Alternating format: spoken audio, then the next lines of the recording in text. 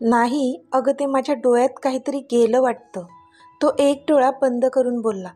बघू, दाखवा मला, असं म्हणत ती त्याच्या जवळ गेली आणि त्याच्या डोळ्याला फुंकर मारू लागली. पण तो मात्र गालात हसला आणि त्याने तिच्या ओठांवर त्याचे ओठ टेकवून तिला एक डीप किस केला. ती तर डोळ्यांची फडफड करत तशीच उभी राहिली. झालंय माझं, बाय डिअर, तो बोलला आणि निघून गेला. ती मात्र त्याच्या ह्या रिॲक्शनने कमालीची सुखावली होती. आता पुढे. अमित आता खाली डायनिंग टेबलवर बसला होता.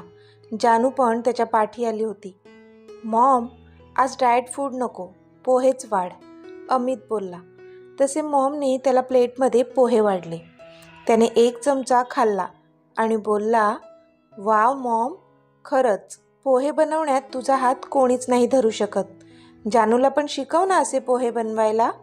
तो हळूच जानूवर एक कटाक्ष टाकून बोलला. अरे, जानू छान बनवते पोहे, तिला शिकवायला कशाला हवंय? मॉमने जानूची बाजू घेतली. तसं जानूने त्याला भुवया उंचावून दाखवल्या. हो हो, तू तिचीच बाजू घे, लाडकी सून आहे ना ती तुझी, तो हसत बोलला. सून नाही काही, मुलगी आहे ती माझी, कळलं ना?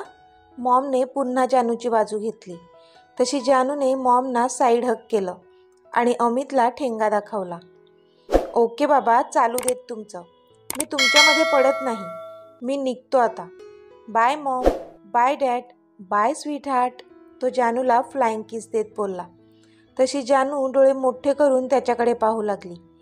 पण त्यावर मॉम डॅड मात्र हसले.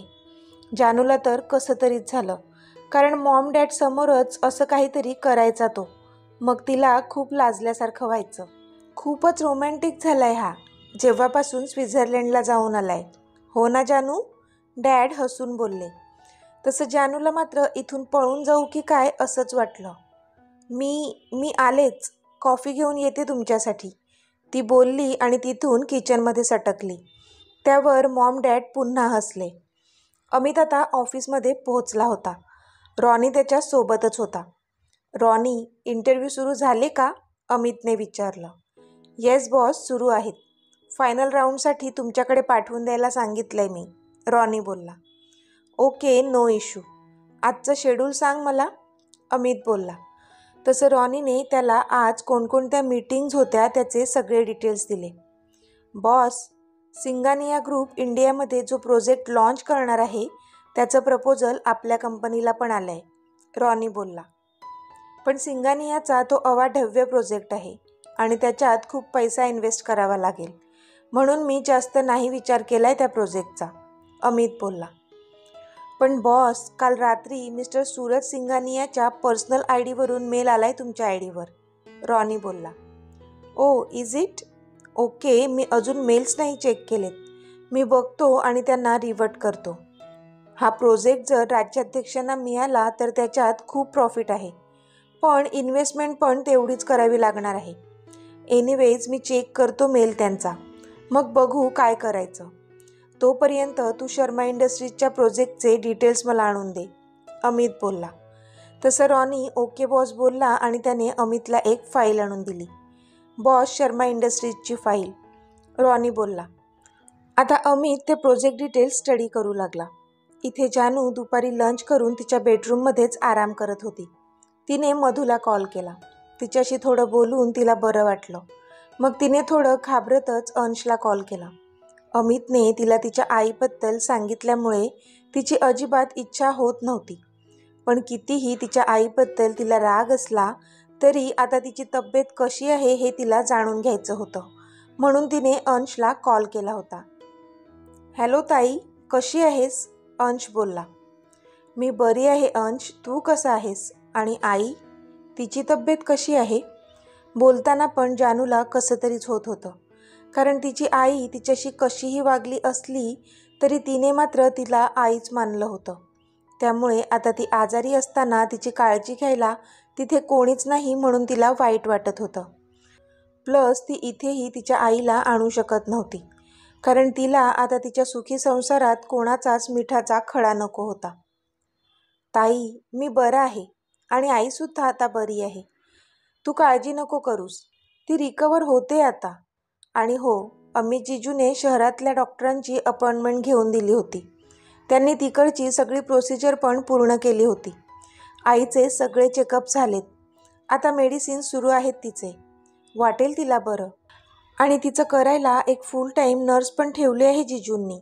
तिकडे अंश बोलत होता, पण त्याचं ऐकून इथे जानूच्या मात्र डोळ्यांतून अश्रू वाहत होते. म्हणजे भले त्याचा तिच्या आईवर राग होता, पण फक्त तिचा विचार करून तो हे सगळं करत होता, आणि तेही तिला कळू न देता. तिला तर काय रिॲक्ट व्हावं काहीच कळत नव्हतं. तिला आता बोलवत पण नव्हतं. मग तिने अंशला बाय बोलून फोन ठेवून दिला आणि अमितचा नंबर डायल केला. अमित तिकडे मीटिंगमध्ये होता, पण त्याने जेव्हा जानूचा नंबर पाहिला त्याने लगेचच फोन रिसीव्ह केला. कारण त्याला माहीत होतं कामाशिवाय ती फोन करणार नाही. कारण हे तिचंच त्याला सांगणं होतं की जेव्हा तो फ्री होईल तेव्हा त्यानेच तिला कॉल करावा.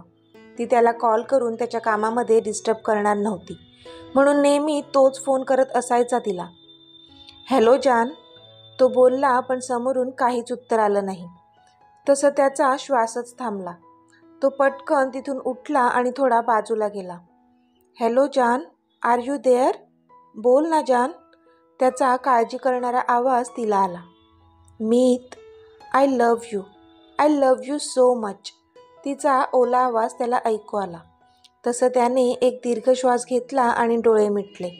त्याला कळलं की ती रडते, पण का रडते ह्याचा अंदाज येत नव्हता त्याला. जान, व्हॉट हॅपन? तू रडतेस का बच्चा? तो बोलला. तशी ती रडण्यातच हसली आणि बोलली, नो मीत, असं काहीच नाही आहे. I am okay. बस मला तुमची आठवण येत होती. तुमच्यावर खूप प्रेम येत होतं, म्हणून मी आय लव्ह यू बोलण्यासाठीच कॉल केला. ती हसून बोलली. जान, मी संध्याकाळी येईन तेव्हा ते प्रेम बरसव माझ्यावर, ओके? तो मिश्किलपणे बोलला. हो मीत, तुम्ही या तर. तुम्ही जे मागाल ते देईन मी. लव्ह यू, ती बोलली. अमितला काही कळेना त्याची जानू आज इतकी कशी काय मेहरबान झाली आहे त्याच्यावर.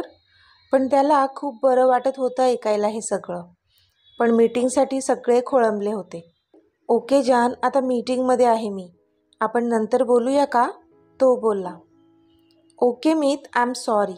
मी डिस्टर्ब केलं ना तुम्हाला? ती बोलली. नो जान, एक तूच आहेस जी मला कधीही डिस्टर्ब करू शकतेस. यू नो ना. चल, ठेवतो आता phone. Bye, take care dear. Love you. त्याने बोलून फोन ठेवून दिला आणि आता त्याच्या मीटिंगवर तो कॉन्सन्ट्रेट करू लागला.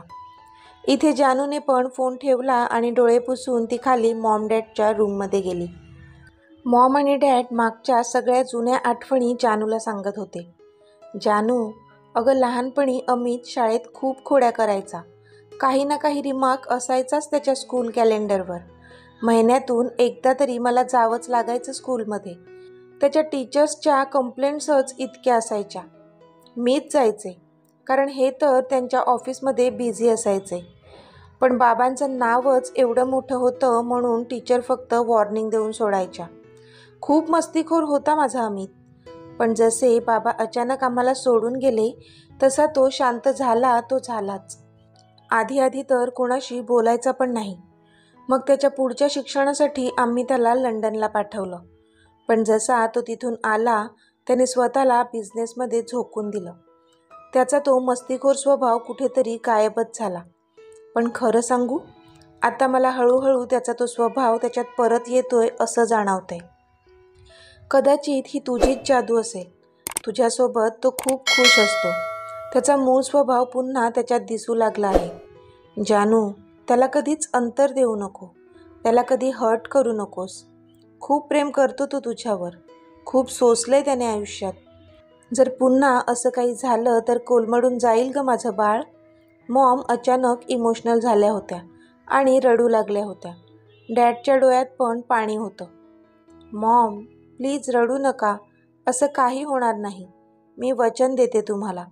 आमच्यात असं टोकाचं भांडण वगैरे कधीच होणार नाही, ज्यामुळे त्याचा आमच्या नात्यावर परिणाम होईल.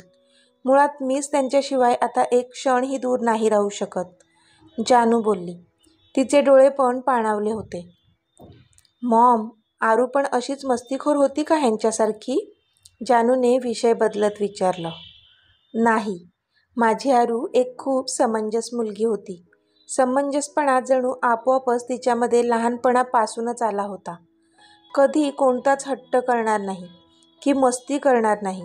तिच्या दादाचं सगळं ऐकणार. शहाणं बाळ आहे ते माझं. म्हणजे होतं. कधीपासून आरूबद्दल भरभरून बोलणाऱ्या मॉमना आता औंढा आला होता. तसं जानूने मॉमला लगेच मिठी मारली. थोडा वेळ अशाच इकडच्या तिकडच्या गप्पा मारून मग जानू तिच्या रूममध्ये गेली. आता संध्याकाळ झाली होती आणि अमित घरी आला होता. तो त्याच्या बेडरूममध्ये शिरला तर जानू कसलं तरी पुस्तक वाचत बसली होती बेडवर. ती एकदम गुंग झाली होती बुक वाचण्यात. हाय जान, तो बोलला तसं तिने त्या पुस्तकातून डोकं बाहेर काढलं. अहो, तुम्ही कधी आलात? ती उठून बसली. हे काय आत्ताच, जेव्हा तू ते बुक चावत होतीस, तो बोलला. काही काय बोलताय तुम्ही? चावत नाही, वाचत होतीस असं म्हणायचं आहे का तुम्हाला? ती उठून त्याच्याजवळ जात त्याची टाय सोडवत बोलली. नाही ग, बरोबरच बोललो मी. चावतच होतीस तू ते बुक, तो तिच्या गळ्यात हात गुंफत बोलला. तशी ती डोळे बारीक करून त्याच्याकडे पाहू लागली. अशी बघू नकोस जान, खाऊन टाकावंसं वाटतं मग मला तुला, तो तिला नजर देत मिश्किलपणे बोलला. तशी लाजून तिने नजर खाली केली. जान, असं कोणतं पुस्तक चावत होतीस? आय मीन वाचत होतीस की तुझा अडोरेबल हजबंड आलेला पण समजलं नाही तुला? त्याने विचारलं. ते एरिक सेगल ह्यांचं लव्ह स्टोरी, ती खाली मान घालूनच बोलली. ओ ग्रेट. पण जान, तुला नाही वाटत त्या लव्ह स्टोरीपेक्षा आपली लव्ह स्टोरी बेस्ट आहे? तो बोलला. ती पण बोलली. तिचं टाय सोडवून झालेलं. तशी ती त्याच्यापासून बाजूला जाऊ लागली तर त्याने ती टाय तिच्या कमरेमागून घालून तिला स्वतःजवळ ओढलं. मीत, ती एकदम दचकली त्याच्या अशा करण्याने. कुठे चाललीस? शर्ट पण काढ, तो तिला डोळा मारून बोलला. मीत, मी नाही हां, ती बोलली. जान प्लीज, तो एकदम क्यूट फेस करून बोलला. तशी ती ओके बोलली आणि त्याच्या शर्टचं एक एक बटन ओपन करू लागली. तिला तर भयंकर लाज वाटत होती आणि त्याची तिच्यावर असणारी ती नजर तिला अजूनच अस्वस्थ करत होती. आता सगळी बटणं काढून झाली होती. तसा तिला पण मोह झालाच त्याच्या त्या भारदस्त छातीवर हात फिरवण्याचा आणि हळूवार ती त्याच्या छातीवर हात फिरवू लागली. तसे त्याने डोळे मिटले आणि शहारला तो तिच्या नरम हाताच्या स्पर्शाने. पण त्यामुळे त्याने ज्या टायने तिला स्वतःशी बांधून ठेवलं होतं ते हात आपोआपच लूज पडले. तशी ती हसली आणि तीच संधी साधून वाकून बाहेर पडली आणि डोअरच्या दिशेने पळाली. पण जसं त्याच्या लक्षात आलं तो ओरडला. हे जानू, दिस इज नॉट फेअर यार, तो स्वतःला सावरून चेहरा बारीक करून बोलला. Everything is fair in love and war, my dear husband, ती त्याला ठेंगा दाखवत बोलली आणि तिथून पळून गेली. तर मित्रमैत्रिणींनो, आजचा भाग तुम्हाला कसा वाटला ते मला कमेंटमध्ये सांगा आणि जर आवडला असेल तर व्हिडिओला लाईक करा, शेअर करा आणि चॅनलला सबस्क्राईब करून बाजूची घंटी नक्की दाबा. चला तर भेटूया आपल्या पुढच्या भागात. तोपर्यंत धन्यवाद.